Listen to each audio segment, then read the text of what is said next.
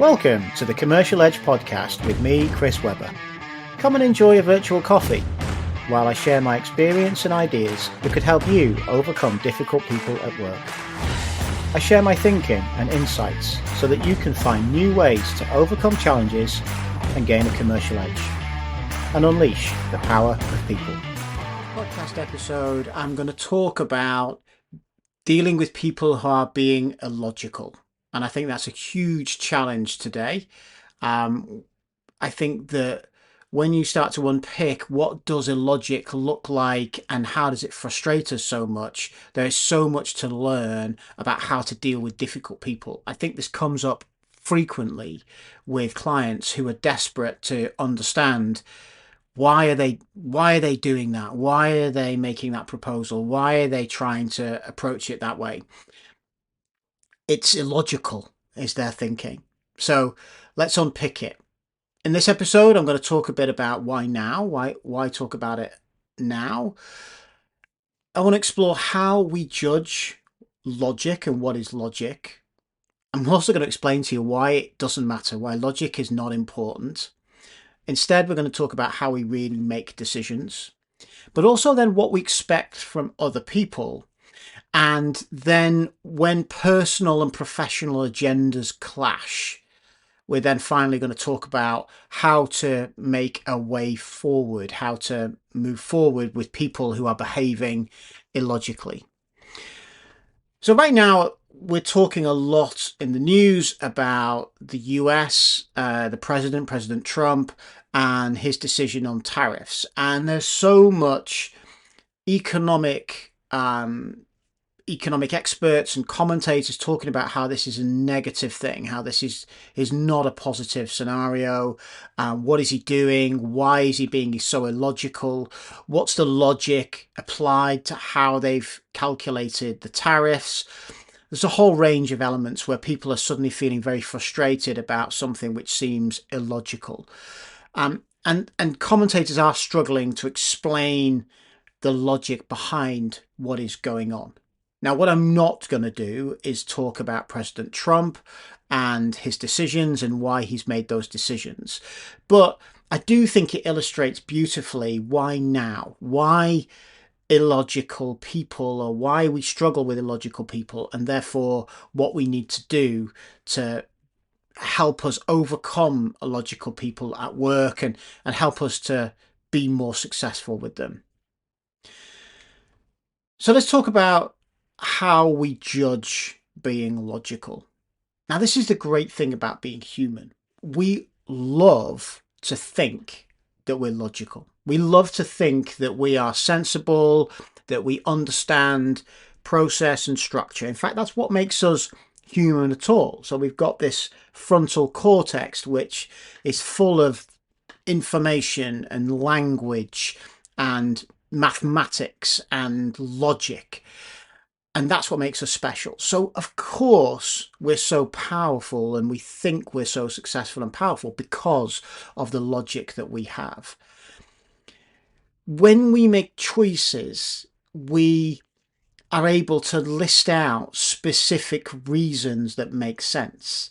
If you think about something that you bought recently, this is a question I often ask clients in workshops. Let's think about something that you've bought recently. I want you to write down what it was that you purchased and why you purchased it. And people come up with beautifully logical ideas and examples. I mean, for me, I like to run. When I say to people, I bought a new pair of trainers, and the logic is, well, the trainers were in the sale. They're never going to go off. I'm not worried about fashion per se, so it doesn't really matter if they're last year's version. These are logical reasons that justify my decision making. And what we do is we gather facts and information, we gather evidence, and we think about examples to support our thinking, to help us evidence choices and decisions that we make.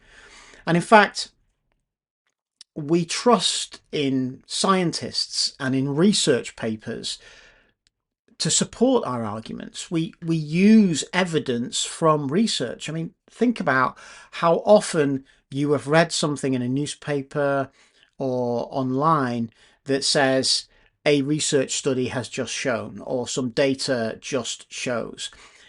We use this as such an important and powerful aspect of how we make decisions, and that's how we judge other people. So we are looking for other people to demonstrate to us that they have demonstrated logic in their thinking. That's what we're trying to hear from the people around us. So when we're working with partners, when we're working with customers, when we're working with colleagues, we want to know that you've been logical. We want to know that what you've done seems sensible. I've got clients at the moment where they cannot see another scenario other than a logical one based on how they've worked out things. The sad thing is that logic is not important. As much as we love the idea that we are logical and scientific and methodical in the way we think, it's not important to us. We are still emotional beings, and we selectively choose data to support our arguments. We will find evidence to help us with our arguments. Back in the 1990s, there was a class of drugs to treat depression called the SSRIs. Some of those were brand names that became almost household names, such as Seroxat and Prozac. You know, people would write songs involving Prozac. It was such a popular and famous treatment for depression. Really widely used treatments, you know, thousands, tens of thousands, hundreds of thousands, maybe even millions of people across the developed and Western worlds were taking SSRIs to treat their depression. We were told that the evidence to support them as antidepressants was really strong, and doctors and medical people and pharmaceutical companies all able to quote clinical trials, research papers that supported that argument.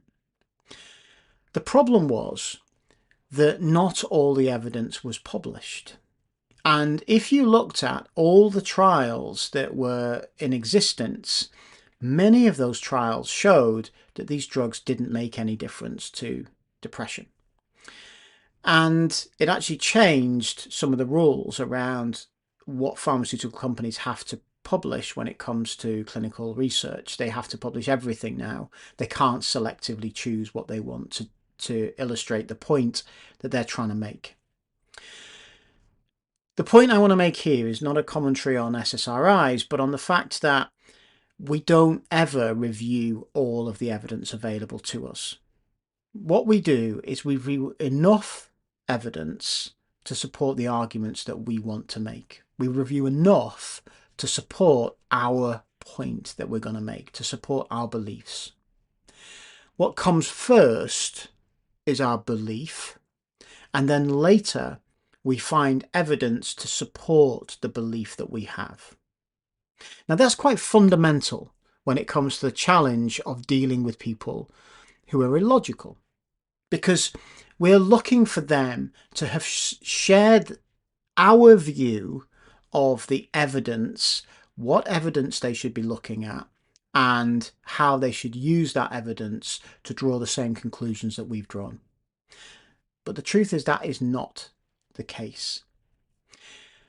We really make decisions by following our beliefs. And our beliefs are made up, yes, of things that we've read, people we speak to, experiences that we've had, the culture that we're part of, a whole range of experiences that go into who we are and what we believe. So we are quick to jump to assumptions. We take a piece of evidence and we either use it to prove what we believe or we reject it because we believe that it's against what we think and therefore we don't even trust that source of evidence. We are emotional beings. And the important thing is that we are very self-protective. We make a decision and we want to stand by that decision. We don't want to be somebody who's not credible because we keep changing our mind. We want to be seen as someone with authority who makes these logical choices. And so we become very protective of the choices that we have made.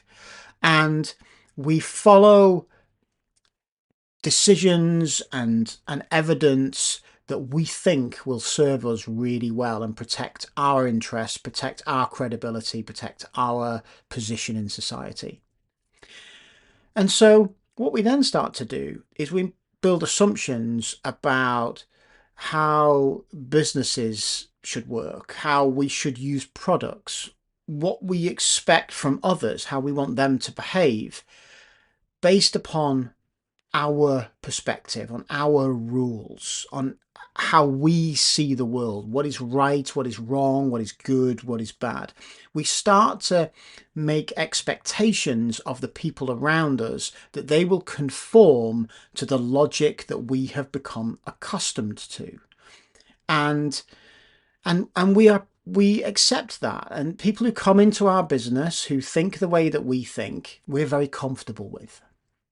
People who come to our business and think differently, whether they're a customer, whether they're a partner, whether they're a colleague, we find that uncomfortable because they're going against the logic that we expect to hear. Now, what becomes amazing is that there are countless of examples of businesses and inventions that are completely transformative because they go against conventional logic. And one of my favourite quotes is Henry Ford, and he says that if he'd asked people what they wanted, or asked consumers what they wanted, the thing they'd have asked for would have been faster horses. Why? Well, because horses were so well established as the means of transport that to find a new way to think of a car as an alternative was illogical. If I'm looking for improvement on transport, I want a horse that maybe eats less and travels faster. And so innovative transformational products often cut against conventional logic. For example, in the First World War, tanks were one of the transformative inventions. The ability of this machine to cross a battlefield impervious to bullets was fabulous. It was transformational and was a big part of changing the war. But between the wars, between the First and the Second World War, the British Army didn't stock itself with tanks. It actually went back and improved the number of horses that they had. Because the conventional wisdom was that horses, for thousands of years, tens of thousands of years, had been central to the battlefield. And people still couldn't get away from the fact that that was where the logic was. That's what soldiers used. That's how armies moved, was with horses. And in fact, one of the myths is that the German army was this mechanical, machine-driven army, but actually it wasn't. They had more horses than the British army. And so horses were still, despite all the learning, all the lesson, still central to war. And yet a logic made no sense. What happens is we get caught in a trap of groupthink.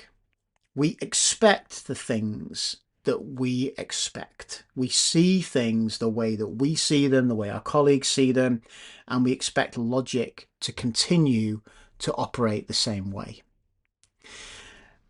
So when we meet other people, customers, partners, colleagues, we expect them to think like us. We want them to behave like us, to make decisions the way that we want to see them.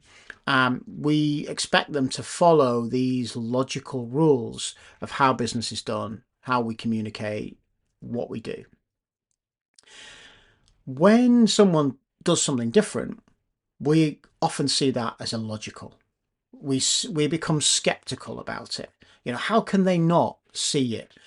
And at the moment, we've got a client who can't imagine that the customer is going to pay or offer to pay a much lower price for their product than they expect. And they're heading into a very significant negotiation. And they think all the logic says the price has got to be high. And I'm trying to prepare them at the moment for the fact that the customer might see it very differently. What you see as alternatives, or they see as alternatives, could be completely different, and how they price things up could be very, very different. It seems completely logical. And that becomes a big piece of conflict in customer relationships. It becomes a big piece of conflict in new ideas within an organization. It is only once we've proven that a new way is possible that we start to overcome skepticism, and we start to stop ridiculing someone for a crazy illogical idea, and we accept this new way, this new approach. And that's really important, because that's what we're looking for from others. When they do something which is crazy and illogical, we'll tell them. Over time, when we get proven that that is a sensible thing to do, then of course it becomes the new logic, and it's almost as if the past never existed. And so we need to be aware of that. You need to be aware of that when you're dealing with people who seem to be illogical. From their point of view, it makes complete sense. From yours, it doesn't.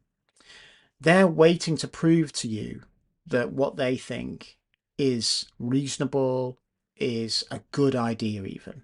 And so one of the key tricks from coping with illogical people is to be patient enough and calm enough to try and understand where they're coming from.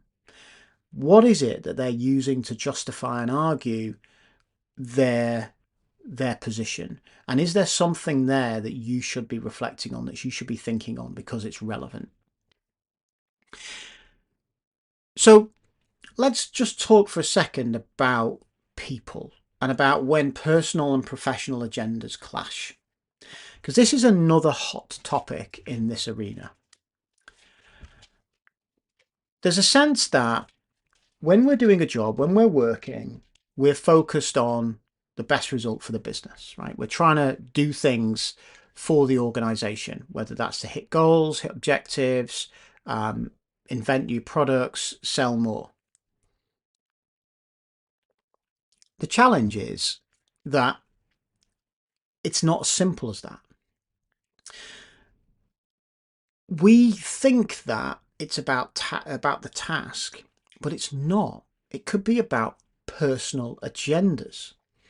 So somebody could be coming up with an idea that they're suggesting a new product, or they're suggesting a new way of working. And you think to yourself, why? That doesn't make sense. It's more expensive, or it's more complicated than the system we already have. But they may have little or no interest in the typical business goals and objectives that's going on. Maybe this is entirely about their personal gain. Perhaps it's about prestige for them. Perhaps they're trying to leverage a situation for personal gain. And that cuts completely against the logic if you think about it from a business perspective. And it's when people are acting illogically, we see them as being selfish. We almost can't even think about what it is that they're doing, because they couldn't be doing that. It's a completely selfish motive. Why would someone in that situation have that approach? And we can really struggle to understand that motive. But if you can start to recognize that, wait a minute, there's no logic from a business perspective here, it doesn't make sense, and you start to look at it through the lens of personal gain, it could be very different. You could start to see now you understand. You understand that this is about them. This is about them making money. This is about them feeling more secure. This is about them ego feeling more important. This is about them being seen as somebody who is smart and successful. And I think about when I think about this, it's a crazy example. One of my favorite movies is The Dark Knight, um, with Christian Bale and Heath Ledger. It's one of the Batman trilogies, and it's a film with the Joker involved, and the Joker's arrived in the city and he is causing havoc. He is destroying things. He is killing gangsters. He is stealing money. He's, blowing things up. Whole craziness. And there's a moment in the movie where he piles up all the money that he's stolen from these gangsters into an enormous pile, and he just sets fire to it. He just burns it because for him it's not about the money. And there's a question where the characters, Batman, is trying to work out what's going on here. And Alfred, the butler, played by Michael Caine, he uses this phrase that he says, "Some men just want to watch the world burn." And it has this insight that the Joker is not acting in this movie for personal gain. He's acting out of selfishness, out of personal position. It's not about kind of business. He's not doing this for money, to make money. He's not doing this to take over and become powerful. He's doing this because he wants to create chaos. He doesn't like structures. He doesn't like processes. Whatever he sees, he will go against it just because. And when you start to understand that, you can start to understand the mindset what's going through, because it isn't the normal logic and it isn't sensible. And that is part of what we're talking about here, that our emotions are powerful. They drive us to make decisions, and it's not always logical decisions. And some of that is our emotions drive us to do the right thing at work. So we want to tick the boxes at work, we want to get recognition, we want security. And so we follow a certain path and conform with expectations at work. And illogical people, sometimes people who do something different, they invent a product which seems counterintuitive, they have a way of working which is slightly different, and we like, oh, we don't get it because that's not conforming. Some other illogical people are doing it not because they're focused on the work, but they're focused on themselves. They almost don't care what the job is. They're just only interested in how they can create something for themselves. And that can be a really difficult thing to deal with. So when you're trying to find a way forward, when you're trying to work out how do I deal with someone who is operating in an illogical way, you've got to understand and think about what are the emotions that are going to drive this person. Is it that they want to be popular? Is it personal gain? Do they want to be seen as a legend? Do they want to become part of the tradition, or do they want to break traditions? Whatever it is that you discover, understand it. Understand that it's a huge motivator for people. And when you start to see what drives them, you can start to predict what might happen. And you can then plan and prepare some responses to think about various different scenarios and what if, how do I might deal with this. When you see what they're trying to win, regardless of what it is, you can start to understand why they are doing it. Be curious, because to them, there is logic. It exists for them. You might not understand it, but to them, it makes complete sense. If you start to explore all the personal and professional gains that they might get from their choices, then you might start to come across and understand what that is. And the chances that you agree with it are probably zero, because you're seeing them as being illogical. And our temptation is to try and force them back into line, try and get them to conform to society, get them to conform to the system. But this is someone for whom logic and beliefs are very strong, and you've got choices to make. The choice you've got to make is this somebody that has an idea, has something that we could use?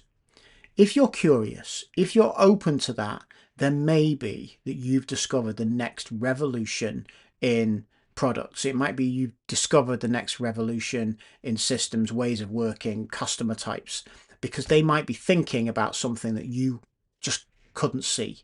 And they become an asset. They become the disruptor that everybody's seeking. So be curious about whether that is the case. If they're not somebody that you can work with, then maybe that's a choice you need to make. Is that them not fitting in with you, or you not fitting with them? You are not going to change their mind, certainly not easily. There are very few cases where people are very set in their beliefs and their ways of thinking, and they willingly change their mind. You might be able to force them, you might be able to use power and leverage, but that is going to take a significant amount of energy. What you might need to think about is, what are the new opportunities that present themselves from doing so? If they are a powerful person, if they have influence, and they decide to do something very different, you're going to have to recognize that nothing is going to be the same again. You're going to have to look at, what does the world look like in the future? What alliances do you need? What is going to change? And how are you going to need to work differently in order to succeed? In some ways, logic is a massive opportunity, but if you've got a powerful person with logic, you've got to recognize that they're going to leave an imprint. And going back to how things were is going to be tough. Embrace illogical people. Understand them. There's such a wonderful opportunity to demonstrate that you are someone who can really get underneath the surface of how people are thinking, what they're feeling, and then understand how you can adapt behavior to get the opportunity from them. I think it's amazing. I think it's a great opportunity. I'd love to hear some comments in the chat about what you have dealt with, how you've dealt with people who are being illogical. Love to hear some personal stories. Thanks for listening to the Commercial Edge podcast. I'll be back soon with another episode. Join me then when we delve into more difficult conversations.